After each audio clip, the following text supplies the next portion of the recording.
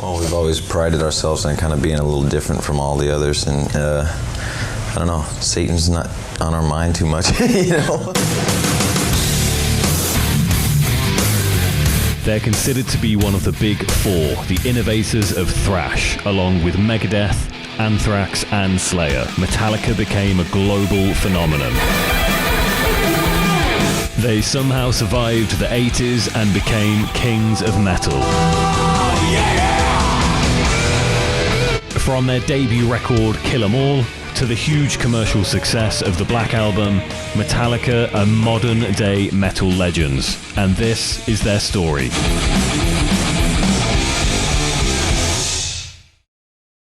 One bedroom. James Hetfield, born August 3rd, 1963, and Lars Ulrich, born 26th of December, also in 1963, are the founding members of Metallica. Although Hetfield was born in California in the US, Lars would be born in Denmark, but would move to America in 1980. Me being forced into a certain religious belief at a young age, that my parents were raising me as a Christian scientist, which basically you're not believing in doctors and...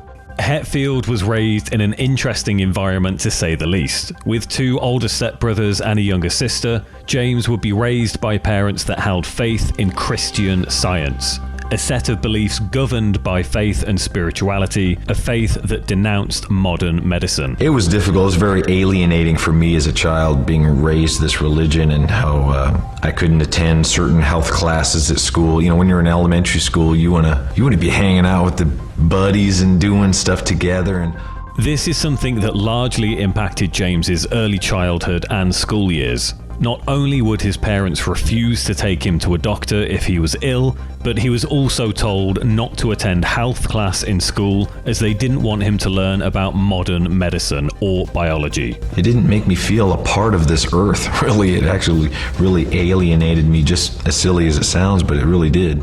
However, from an early age, Hetfield knew that there was something wrong with this way of life. Hetfield would later go on to write a song about these religious teachings. The song would be called The God That Failed, and would feature on their self-titled 1991 record, also known as the Black Album. Fortunately for Hetfield, this was made possible by his mother signing him up for piano lessons when he was a kid.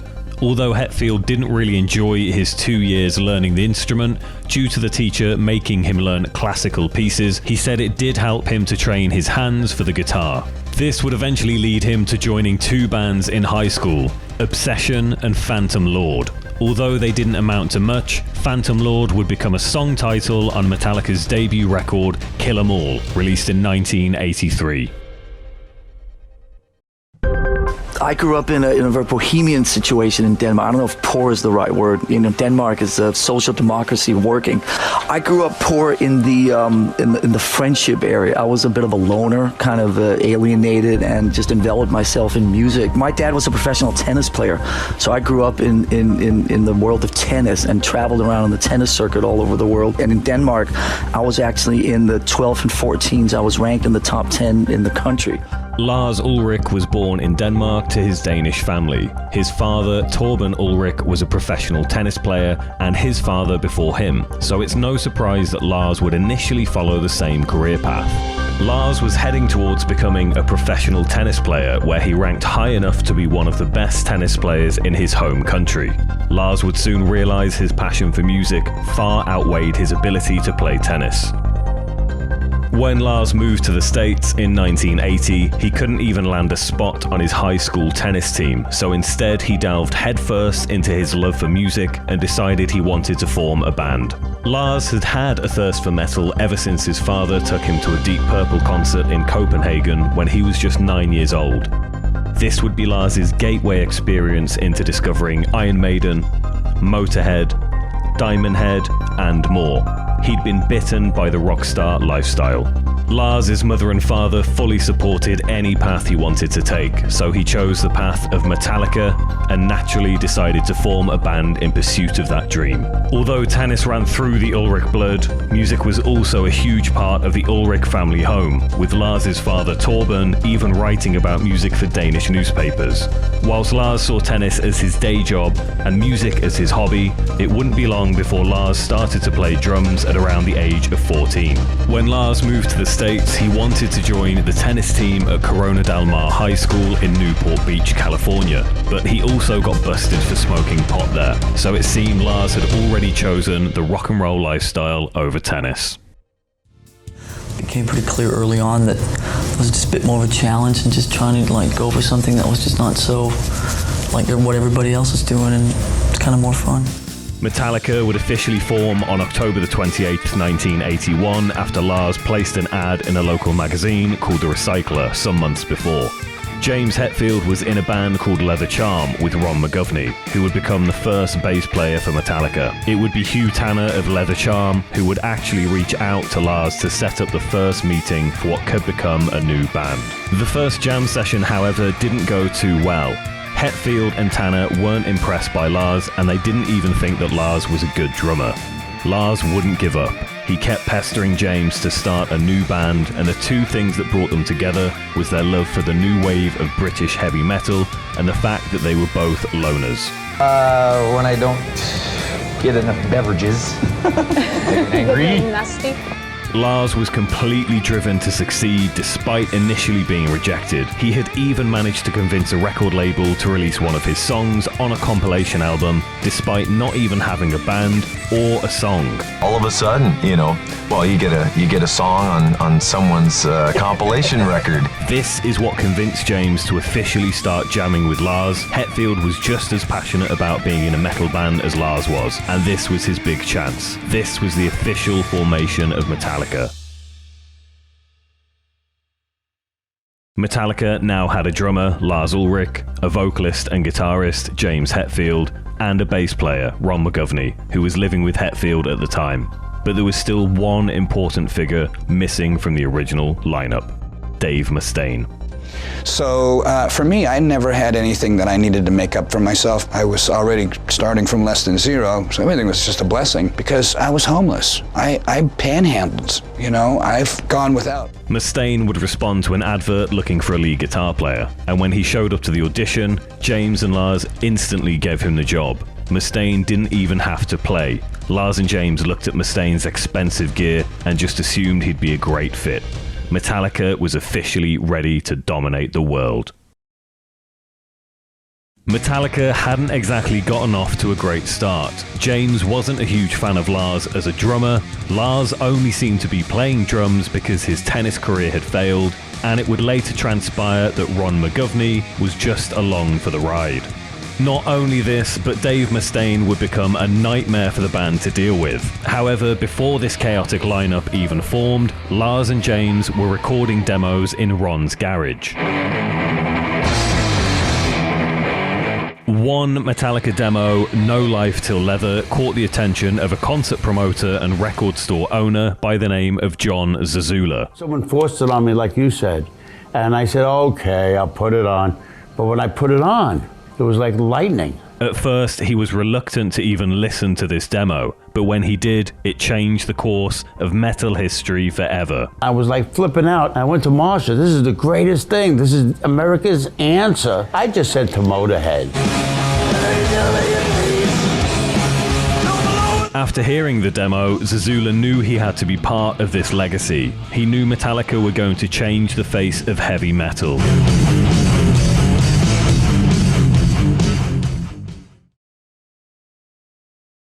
By this time, Ron McGovney was no longer in the band. He'd been replaced by the one and only Cliff Burton. Ulrich and Hetfield were at a club in West Hollywood when they witnessed Cliff playing bass for a band called Trauma. The pair was so blown away by Cliff that they had to convince him to join Metallica. And he would. Cliff joined on the condition that Metallica relocate to the San Francisco Bay Area. How could Lars and James refuse? Cliff, James, Lars, and Dave would have their first rehearsal on December the 28th, 1982. The following 6 months would once again be a defining moment for the future of Metallica. We do what we want to do, you know. If they consider that selling out, then whatever. Or maybe you don't play 1,000 miles an hour the whole time, or, you know, we're not trying to be something big and fancy, you know. It's just us doing what we do. Let's keep it that way. Yeah, Cliff was certainly a one-of-a-kind person, but a true and total musician. He loved music. He was probably the only one in the band that had studied music properly, you know, going to music classes, studying theory, and he introduced harmony to me, you know, the guitar player and singer, you know, hello, thank you. And I respected him completely because he had his own vision on how he wanted to be, and no one could fuck with that. Nobody could. And he had a conviction. You know, he liked country music, he liked shooting guns, he liked being out in the wilderness, really exploring his mind, reading bizarre things. You know, he really was out to enjoy life, and it's so still sad that he was taken so early. Seek and destroy! Metallica had already played their first show on March the 14th, 1982, with the original lineup. They would spend the next few months playing a few random shows here and there, as well as recording their No Life Till Leather demo tape in July of '82. Shortly after relocating to San Francisco in February of 1983, on April the 11th of the same year, the band came to the difficult decision to fire Dave Mustaine. Mustaine was given a one-way bus ticket home. Not only that, Mustaine thought he was on the path to becoming a superstar, and Metallica just crushed his dreams. He was devastated. What I went through with my life, through the heroin days and the cocaine days and the alcoholism and then the loss of band members' lives. Although Mustaine was only in Metallica for a short time, he would instigate a decade-long rivalry with his former bandmates by starting his own band, Megadeth. He would also blame them for ruining his life. This feud simply helped to fan the flames of who would become the biggest thrash band on the planet. Metallica, though, had bigger and better things to worry about. They were struggling to find a record deal, and it seemed no label wanted to associate with them. That is, until John Zazula stepped in after hearing the No Life Till Leather demo. Zazula knew Metallica had the potential to be huge, but he couldn't get them a record deal, so he decided to start his own label, Megaforce Records. Zazula would agree to release Metallica's first album, and the band would enter the studio on May the 10th of 1983 after signing with Zazula's label just 1 week before. Whilst Mustaine was fired for his apparent violent behavior and drug and alcohol abuse, Metallica had to find a replacement, and someone was already waiting to fill his shoes. I formed Exodus in high school. I thought that was my band. Then when I met these guys and started playing with them, I felt more at home than I did in the band that I started. On April the 1st of 1983, just 10 days before Mustaine was fired, Metallica called Exodus guitarist Kirk Hammett to offer him the job. Before he knew it, Hammett was on a plane to Rochester, New York, where Metallica were ready to record their debut album. You know, we never been to New York, and all of a sudden we're, recording a record out in the, making a record. We had done demos before. We kind of knew what we wanted. I knew what I wanted guitar-wise and stuff, and you always have, you have dreams, man. You have visions of, I remember being at school, writing, I'm drawing up the band I'm gonna be in. I already know the name of the record. I know what it's gonna look like and all this stuff, and it's a dream that started to come true.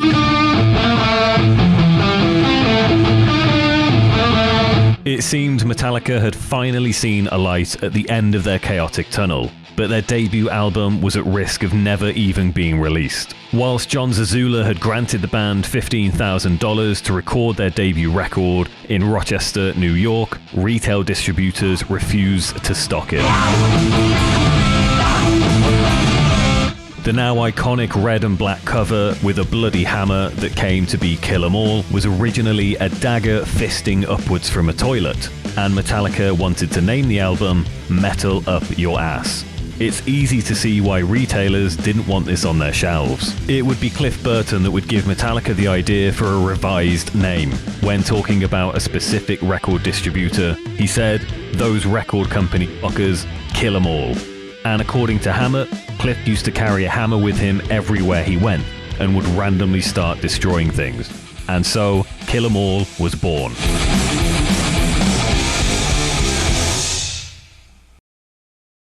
Metallica's debut record would go on to sell 60,000 copies in the first year, thanks to an extensive touring schedule in the US and Europe.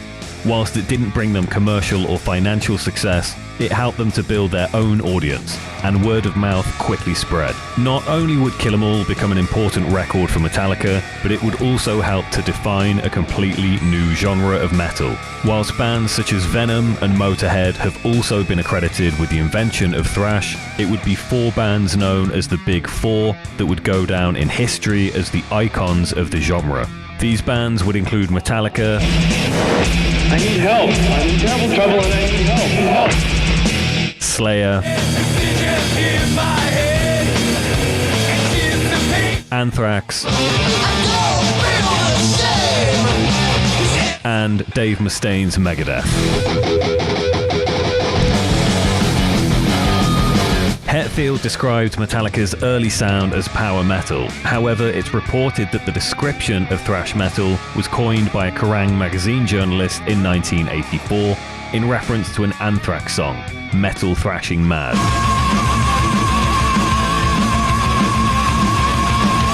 Thrash would become incredibly popular from 1984 onwards with the release of Metallica's second record, Ride the Lightning, and Anthrax's debut album, Fistful of Metal, which was also released on John Zazula's Megaforce record label.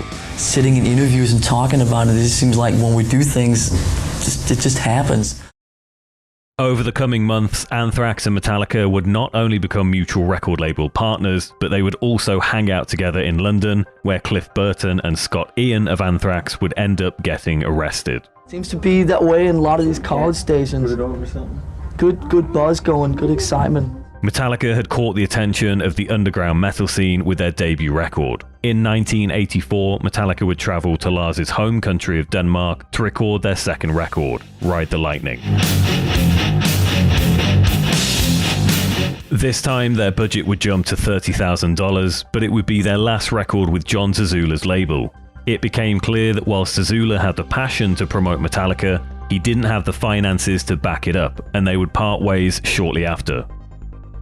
During the recording sessions in Denmark, Metallica had a tour lined up in the UK with Canadian speed metal band Exciter. The only problem was this tour would be cancelled due to lack of ticket sales. Metallica, however, decided to stay in London for a month, and they would be joined by founding member and guitar player Scott Ian of Anthrax. My major influence was from 1974 when I first got the Paranoid album. Right. So it's just a case of where that's where it comes from. I mean, they're the first, and we're just something new that's coming out now in 1985, 1986. Cliff Burton and Scott Ian, however, would find themselves stripped down to their underwear in a jail cell shortly after leaving the Metallica apartment one day. They had been questioned in the street by British police and arrested on suspicion of drug dealing.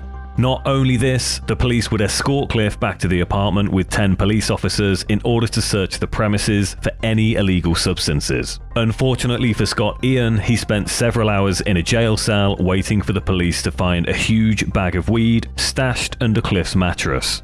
Fortunately for Cliff, the police failed to look in the one place where he'd hidden his stash, and the pair were released from custody. We get arrested. The cops think because we had long hair, we must be carrying drugs. Stripped down to my underwear, and it's freezing cold, and I'm like sitting there for 6 hours. They're gonna fight, and I knew because Cliff had a whole bunch of weed back in the apartment. They never looked under the mattress. Luckily, Metallica were able to finish recording Ride the Lightning, which would be released on July the 27th, 1984, and would become one of the band's most revered records. It was an ambitious album and landed them a top 200 US Billboard chart position. This was just the beginning of Metallica's huge journey. At that time, where we were at in our age, Master of Puppets came out. That was sort of, this grand next step and a really heavy inspirational body of work for rock and roll. As Metallica's career started to grow, so did Dave Mustaine's public resentment for the band. He would regularly attack Kirk Hammett in interviews, claiming Kirk stole his job and that he also ripped off his guitar solos. 1986 would see Megadeth and Metallica go head-to-head in the US album charts, with Metallica releasing their third studio album, Master of Puppets, and Megadeth releasing their second record, Peace Sells, But Who's Buying? Master of Puppets, recorded at Sweet Silence Studios in Denmark and released in March of '86, would see Metallica enter the US Billboard charts once again. The band were now also signed to Elektra Records, thanks to A&R executive Michael Alago. Although Master of Puppets would be hailed as one of the greatest metal records of the genre, 1986 would be a devastating year for Metallica. The year started off on a high when Metallica headed out on tour with the Prince of Darkness, Ozzy Osbourne. Whilst this would be a highlight of their career, it would unfortunately be the last tour that Cliff Burton would embark on. Towards the end of these dates, on the night of September the 26th, 1986, Metallica were travelling through Sweden on their tour bus. Hammett and Burton drew cards to pick the bunk they would sleep in. Around 7 a.m. the next morning, the driver lost control. The bus would leave the road and begin to violently flip. Cliff Burton was thrown through a window and the bus would land directly on top of him, pinning him to the ground. Whilst emergency services tried to rescue him and save his life, Cliff wouldn't make it. All you people in TV land, fuck off!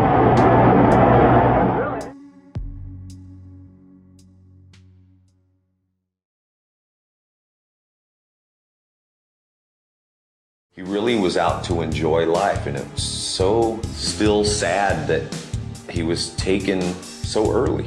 After Burton's death, Metallica made the difficult decision to continue touring as a band, but first ensured they had the blessing of Cliff's family. Hammett said, "Cliff wouldn't want to see us lose the drive that he was part of." Metallica now needed to find a new bass player to finish the tour. After auditioning 30 to 50 bass players, they would land on Jason Newsted. Before entering the studio to record their fourth album, the band decided to release an EP called the $5.98 EP, Garage Days Revisited. The record was a cover EP featuring songs from Diamond Head, Killing Joke, The Misfits, and more. Metallica wanted to record this EP for a few reasons. Firstly, to test out their new studio complex. Another reason is to vent anger at Cliff's death, and also to test Jason's abilities before officially committing to their next album, And Justice for All.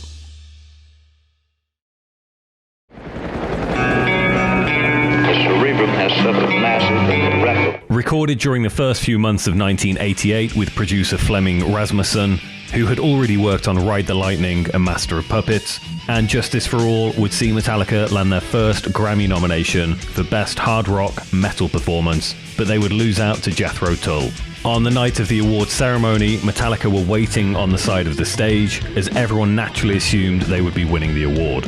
In the grand scheme of things, however, this would be an insignificant loss, as they would win 3 Grammy Awards over the next 3 years. The first Grammy Award would come with a single taken from And Justice for All. That single would be named One. I need help. I'm terrible. A dark and twisted concept of a soldier losing all of his limbs, blind and unable to speak, begging God to take his life. It was one of many anti-war songs that Metallica had written so far during their career. In 1992, Metallica would win 2 Grammy Awards for arguably their most successful album to date. Metallica would collaborate with world-renowned producer Bob Rock at one-on-one recording studios in LA. It would also be the most difficult album Metallica had recorded to date. I guess it was called Metallica, but I always call it the Black Album. There was no real theme to this one. It was simple black cover, and you had to listen to the music. You wouldn't be distracted by a drawing on the front. Bob Rock had just finished working on Motley Crue's chart-topping LP, Dr. Feelgood. Bob Rock had made a name for himself producing records for artists such as The Cult, Skid Row, and even Bon Jovi. At first, Metallica were reluctant to work with Rock, but he convinced them otherwise. he basically sat down and was like so brutally honest with us. You know, he sat down and said, I've seen you guys play a bunch of times live, and I've listened to your records, and you guys have not captured what you do live on a record yet. And we're like, excuse me? Who the fuck are you? The great thing about Metallica, when they make a decision, they commit fully to it. So even though a lot of things that I brought to them, no kind of concept in mind, but just what I brought to them in terms of the changes that were made, they embraced, and they do it full on. Previously, Metallica mainly consisted of James and Lars when it came to who wrote songs in the studio. Kirk and Jason would often just turn up to play their parts, but Bob Rock wouldn't have any of this for this record. He wanted the band to be a collective in the studio and work together, and this was just one of many conflicts that would arise between Rock and Metallica during their 8-month-long recording session. Keeping one eye open. Same delivery. Sleep with one. I'll tuck you in, one within. Keep you free from sin. Till the sand. Lars and James are definitely the butting heads, alpha males of Metallica. You want to hear it with vocals? Go sing it. Although recording sessions for the Black Album were difficult, it was Bob Rock that would introduce Metallica to drop D tuning. What is the problem? You could start by taking I don't want to take the other things down. This simple change in tuning helped to make the Black Album one of Metallica's heaviest to date. I'll let you guys duke it out on this one, because frankly, I don't give a fuck. I'm tired of arguing. No, you're not. Yes, I am. No, you're not.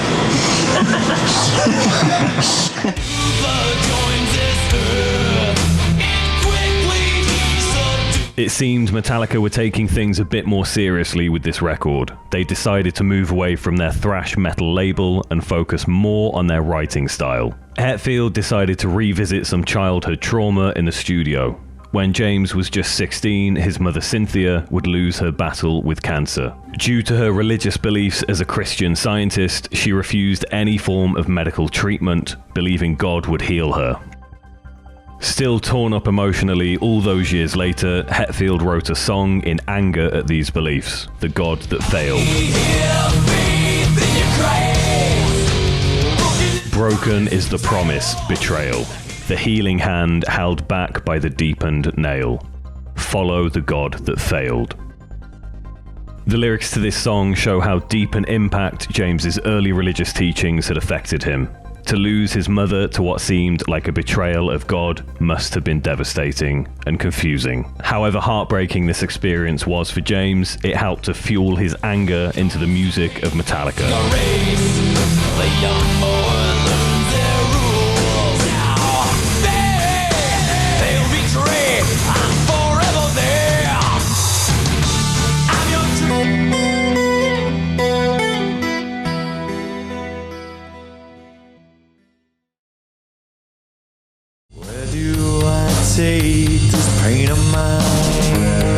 Over the course of the 90s, Metallica would release 2 more studio albums, with Load in 1996 and Reload in 1997. They would also end their 10-year-long feud with former Metallica guitarist Dave Mustaine, who was now riding high with Megadeth. Despite the incredible success the band had achieved with the Black Album, the following chapter in their history would be a dark one. A $10 million lawsuit, therapy sessions, alcohol addiction, and the departure of bass player Jason Newsted were all events that mentally destroyed Metallica and nearly ended them. You know, is the only way of avoiding that is agreeing with you. And that's what I can't get my head around. Although Load and Reload, released just over a year apart, were commercially successful, fans and music critics were completely divided. The new direction of Metallica's hard rock sound alienated many of their audience. With Load landing the band at #1 chart positions all over the world, many fans accused Metallica of selling out, but this was the least of their worries. It was starting to emerge during the 90s that James Hetfield had developed a serious drinking problem and would soon find himself in rehab, battling alcohol and substance addiction. Fear was a big motivator in that for me. Losing my family, that was the thing that scared me so much. That was the bottom I hit, that my family's gonna go away because of my behaviors that I brought home from the road. I got kicked out of the house by my wife. I was living on my own somewhere, and I did not want that. My family kind of disintegrated when I was a kid. You know, father left, mother passed away, I had to live with my brother. Like the family, you know, where'd my stuff go? Where it just kind of floated away. Several songs released on the Load album also highlighted James's battle with depression, the loss of his mother, and even how the band still struggled to deal with the death of Cliff Burton. Metallica seemed to be at breaking point. The band were about to take their first big blow of the new decade as Jason Newsted announced he was leaving. By the end of the year 2000, Newsted gave Metallica an ultimatum. For him and for us, it was difficult. It just truly was. You know, Psych 101 will tell you that all our anger, our grief, and sadness got directed at him. Not all of it, but quite a bit of it. He was an easy target. He was such a fan, and we hated that. We hated that part.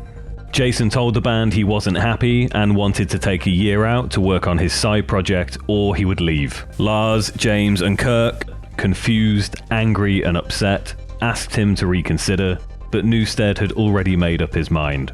Metallica were falling apart, now without a bass player, a singer struggling with depression and addiction, as well as Lars and James fighting for control over the band. Recording a new album seemed impossible. Fortunately, Metallica wouldn't completely fade to black.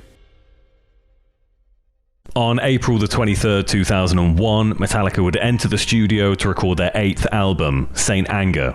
But this time, producer Bob Rock would also be playing bass for the record, as Newsted had left the band high and dry. Jason not being happy in Metallica, needing to find happiness elsewhere, made us understand that, are we really happy? You know, are the three of us happy? Recording, though, would quickly come to a standstill as James Hetfield decided it was time to enter rehab to address the addictions that had been eating away at him for the last decade. The ride was over.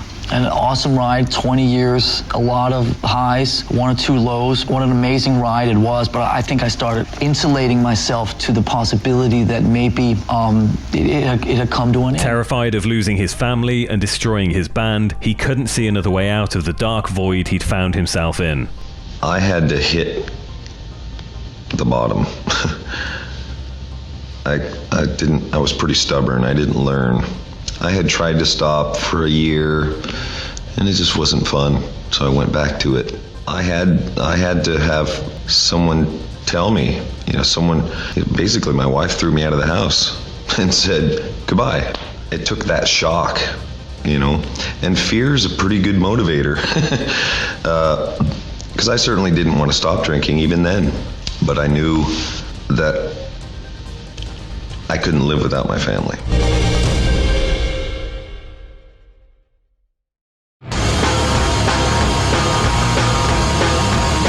When James left Rehab and the band started to record again in 2002, Metallica had turned into more of a counseling session rather than a metal band.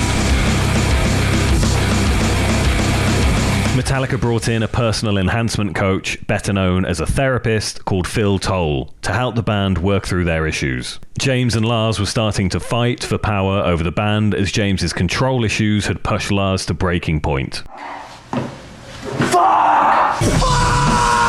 Despite Saint Anger almost destroying Metallica, the recording process and therapy sessions turned out to be the band's salvation, all of which was documented in the award-winning independent film Some Kind of Monster, released in 2004. We're all working on collectively, and when I leave, work is done on it. That part bothers me. A documentary that followed the band through the recording process of the album. When Metallica released Saint Anger in 2003, it was met with mixed reactions from critics and fans. Many fans will no doubt remember having heated arguments over the sound of Lars's snare drum. The documentary also featured a heartfelt yet painful discussion between Lars Ulrich and former Metallica member Dave Mustaine. I had nothing, then I had everything. Then I had nothing again. And it was okay going from nothing to everything to nothing. But then having someone stand on the back of my head and keep me underwater made it even harder for me. Mustaine was finally able to open up to Lars about how he truly felt, but it wasn't pretty. Although Mustaine and Metallica had apparently buried the hatchet, it seemed Mustaine was still in a great deal of pain from being fired from what became one of the biggest bands on the planet, despite his incredible success with Megadeth. Metallica's development through the Saint Anger era would redefine who they were as people and who they were as a band. They had rediscovered their passion for music and why they started a band in the first place. Hi, my name is Robert Trujillo. I am a bass player. I play in the band Metallica. This is also when they would discover their new bass player, Robert Trujillo, who has been with Metallica ever since.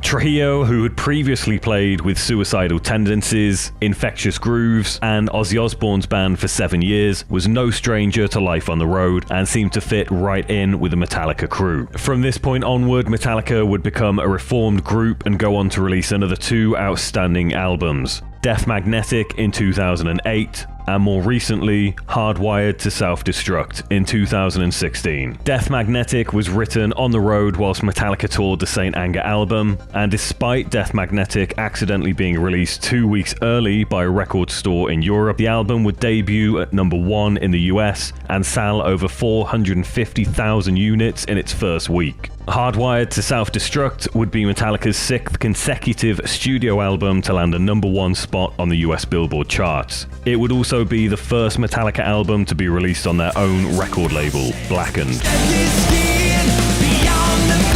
To date, Metallica have sold millions of albums worldwide and secured themselves a place in music history as one of the most successful and respected metal bands on the planet. Lars Ulrich was even knighted in his home country of Denmark in 2017 for his contributions to music. Metallica may have been hardwired to self-destruct, but now it seems nothing else matters but the music.